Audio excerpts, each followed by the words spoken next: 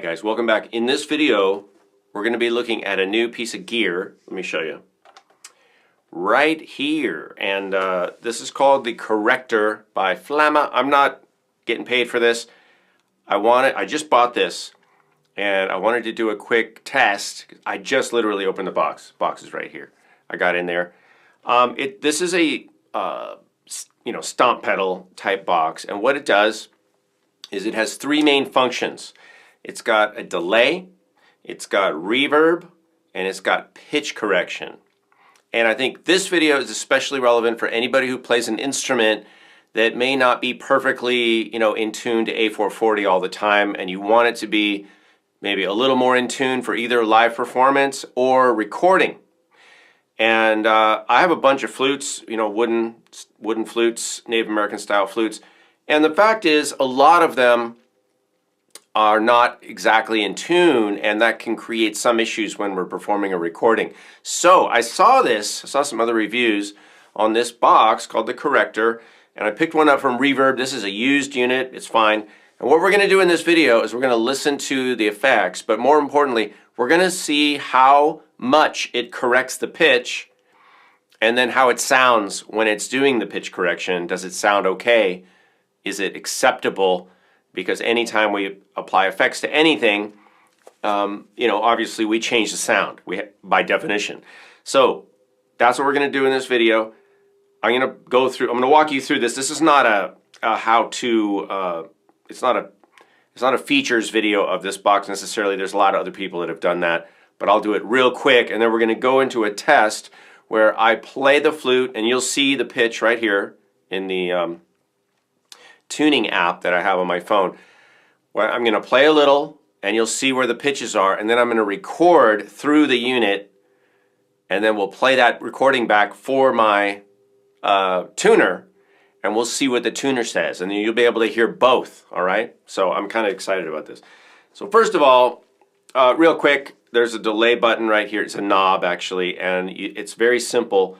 There's a few different kinds of delays, but basically, if you want more delay, you just turn the knob. I'll show you right now. So here's, I'm just going to play a note, and let me turn this on. Okay, so now we're listening to the sound that's coming through the box. And I'll turn the delay knob. You'll see what happens, or hear what happens.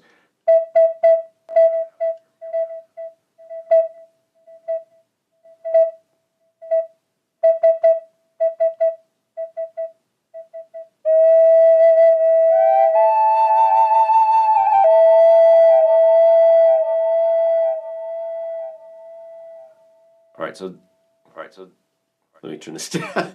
This is the delay that's corresponding with this. You can see here, I set this delay time. You can learn how to do that. You just basically press the button in a tap tempo kind of thing, and then it sets it. And then here's the different delay up here.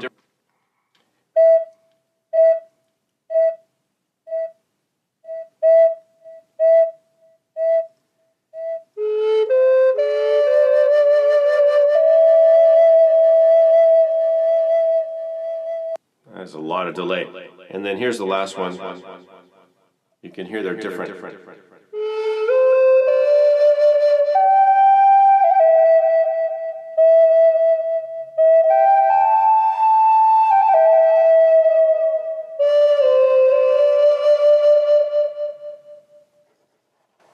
Okay, and then when I press the okay, that doesn't do anything. All right, I thought when I pressed the button to red, it would shut off the effects, but I guess not. I haven't learned how to program this entirely, but that's the delay. Let's listen to the reverb.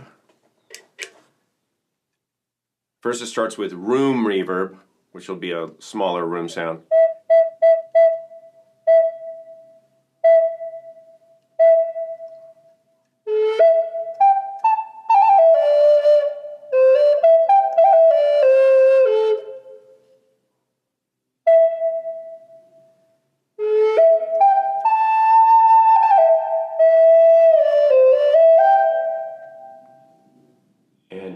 You turn it, and then at some point, see right there, it's pretty simple. You turn the knob and it gets more and more and more of that type of reverb, and then it goes to the next type of reverb, And you can hear a tiny bit of it right now. This is the hall reverb, which will be a bigger, longer reverb.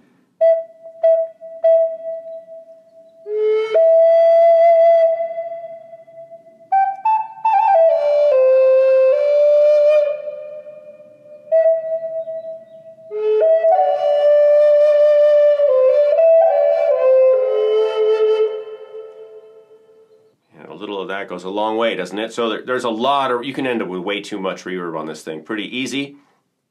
The last one is called a plate reverb. Here's what that sounds like.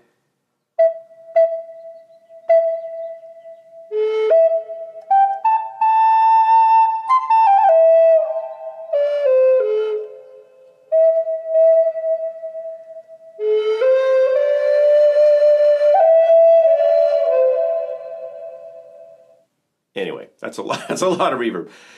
Now the last thing is the pitch correction, and that's what we're going to look at right now. And I want to alternate back and forth between this unit, and my other mic, which has no effects on it, just so you can hear. I can already hear, right? Can you guys hear that there's a little bit of some sound change? Watch. This is my talking mic, right? It's very dry, very direct. When I go to the unit here, even though I don't have anything, everything's turned down, to me, I still hear a little something, right? There's a little like phasing going on.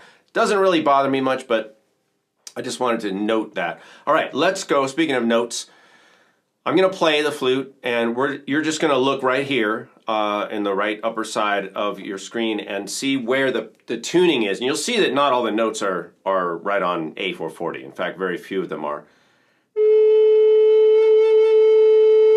You see that one's pretty flat, the low A.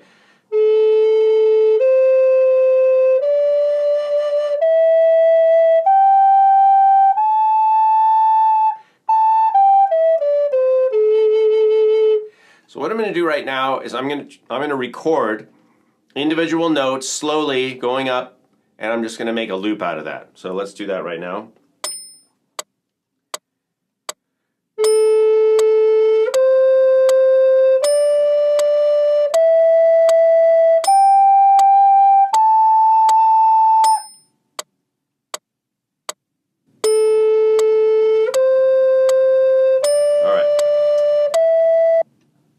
Now, I'm going to, what I'll do is, in case you didn't see, I'm going to take my headphones off, and I'm going to put them on the tuner. So I want you guys to just watch what that looks like. I'm going to put them right over here. And let's play that again. Watch the tuning.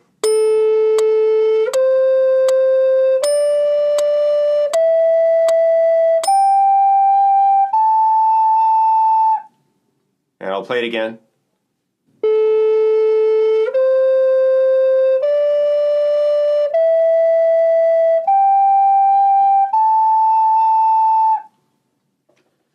Okay, so not terrible. I mean, it wasn't too bad, but you could see that it's kind of off. So what I'm going to do now, and I'm not suggesting that this is the best thing to do. I just want to crank up the auto correction, the tuning correction, all the way. And here, if I do it with my voice on, it's probably going to start trying to tune my voice. Woo, maybe not. Woo, kind of.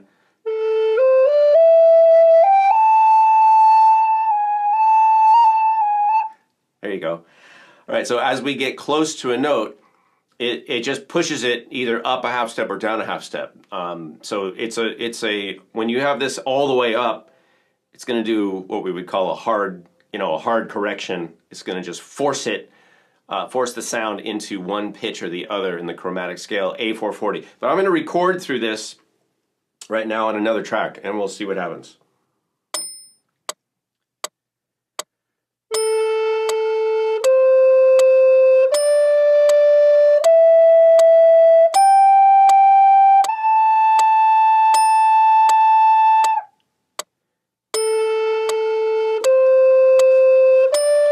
Now, we're going to put it on the tuner. Turn the click off. Here we go. Look at the tuner now.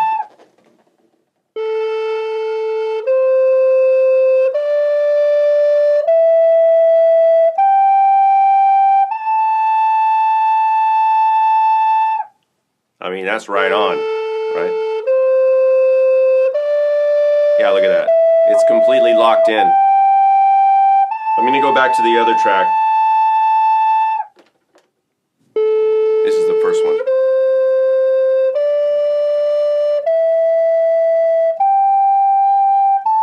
I mean, it's not that off, but you can see, like, the first note is pretty flat right there. You know, it's not bad, but it definitely helps. Now I'll go back to the tuned version.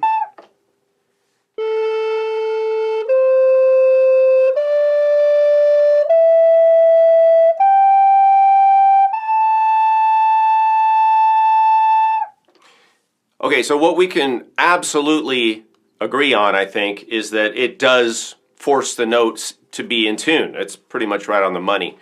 The question is the sound acceptable to us? How does it sound? Is it going to be weird? And that's the other question for me. Now, I don't think it sounds super weird. And when we add delay and reverb, and I don't know if the delay and the reverb are added before it goes through the tuner. Hopefully not, because delay and reverb, especially reverb, is a type of distortion, and it's harder to tune something that's got reverb on it. I would hope that they would go through the pitch correction first, even though it looks like it's kind of, from left to right. Maybe it's later, but I would be surprised if it didn't go through the pitch correction first, and then maybe the delay and then the reverb. That would be my assumption, but I don't know. Maybe we can find that out, or so. If you find that out, put it in the comments. The thing with this is, which I think is reasonable and good, is that you don't have to use 100% pitch correction all the time. You can layer it in. So the last thing I want to do is back this off, and let's see what it sounds like. And I'm just going to set it at halfway right now, because it was all the way up. If I set it at halfway pitch correction, what is that going to sound like? I don't know. Does it mean it's going to move it half towards pitch correction? I have no idea. But why don't you listen to this and see what you think.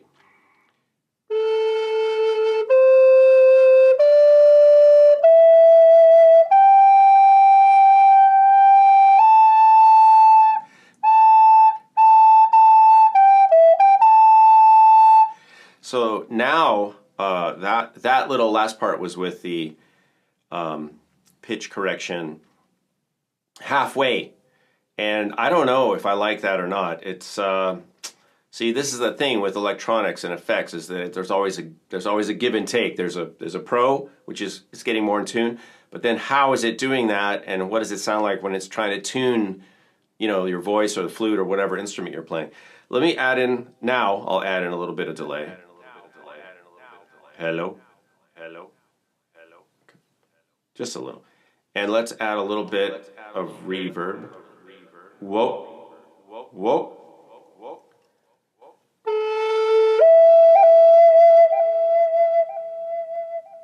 This thing really adds a lot, so I'm trying not to go crazy. And now I'm going to go like a third with the pitch correction.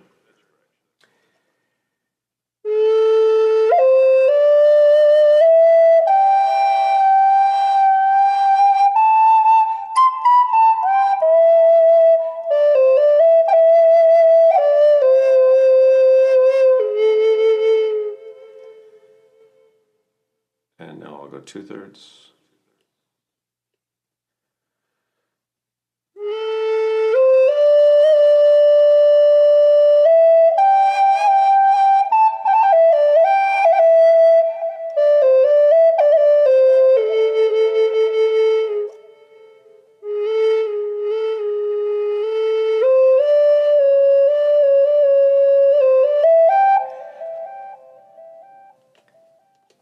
All right, what I thought was interesting there, right, and you would expect this, is that when you do a pitch bend,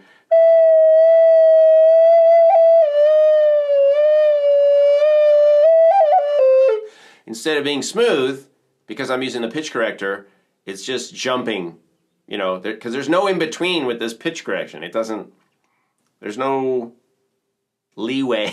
I wish there was. I wish you could have a ramp, where it would change maybe slowly between, but then if you're trying to be exact, that also might come back and get you. So I'm going to turn this up halfway again and show you that when you try to do a bend, it doesn't bend.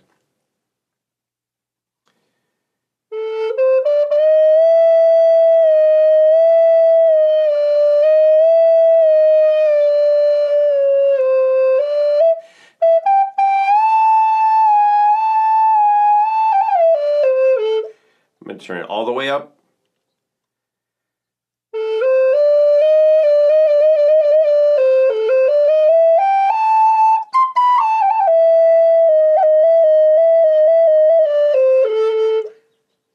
And that would have sounded like.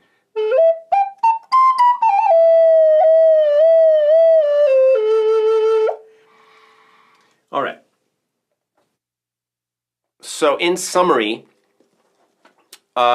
what I would say is that I think this unit has merit.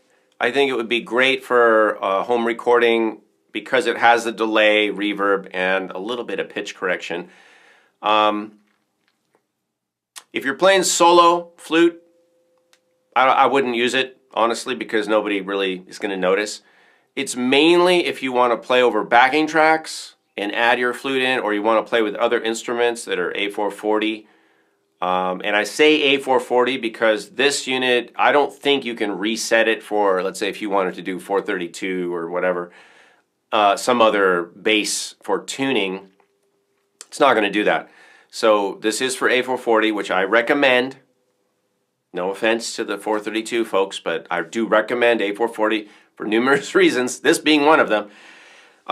I think this is a useful unit. I'm going to keep it. I got it, you know, for under $100 delivered, and to me that's worth it. And I'll probably use this for my live looping and things because it's very easy for me to quickly reach down and just, you know, grab that reverb or grab the delay and turn it on and off.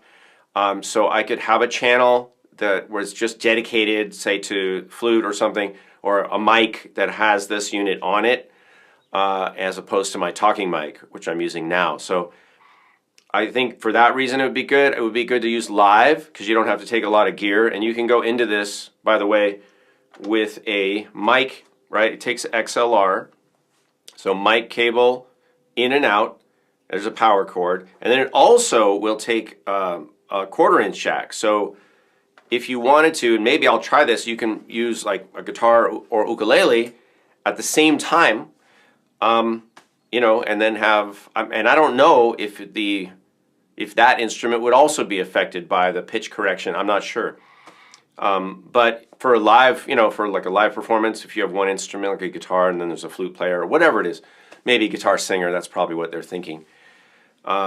I think this would be useful. I don't think it hurts to have a little bit of pitch correction help, but it does, to me, it does certainly change the sound. I think it's a matter of, you know, look, it's a tool, and there's really no such thing as a, you know, a good tool or a bad tool.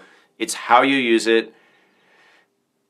For me, whether or not I would use this and to what degree I would use this would depend on what is happening in the music in general. Like I said, am I playing to a recorded backing track? Is my flute so far out of tune that I really feel like, okay, I'm going to add this auto-tune feature so that it sounds better, even though it might sound a little bit more weird. But if you're adding delay and reverb, maybe that covers it up. So there's a lot of moving parts to this, right, you guys? It's just, you know, like I said, I probably wouldn't use it for solo flute. It's not necessary unless the flute's way out of tune. But if it's way out of tune, why are you trying to record it anyway? You know, or maybe it's okay just to be a little off. I think it is, personally. But if you're recording two other instruments, two other people, to, you know, to maybe another flute that you have, maybe you have 2 or 3 flutes, you want to record a piece, you know, and layer it together, I would absolutely use a bit of the pitch correction, maybe not 100%, but some. All right, that's I think that's all I came to do here, you guys. So if you like this content, give it a thumbs up. I hope you appreciate it. And let me know if there's anything you think I need to know about how to use this better or more effectively, especially that question about, you know, what is the order of input and output in this box? Does it go to the pitch correction first, hopefully, and then delay, then reverb, or what's the order? And does the guitar in and out, I think they call it guitar, yeah, guitar in, guitar out. That's a little presumptuous, I think. But yeah, does the guitar in, out, is that also affected in the same way as the mic? I don't know. I haven't. I just got this, like I said. All right. Thanks for watching. If you like it, give us a thumbs up, like, subscribe, hit the bell. See you guys later.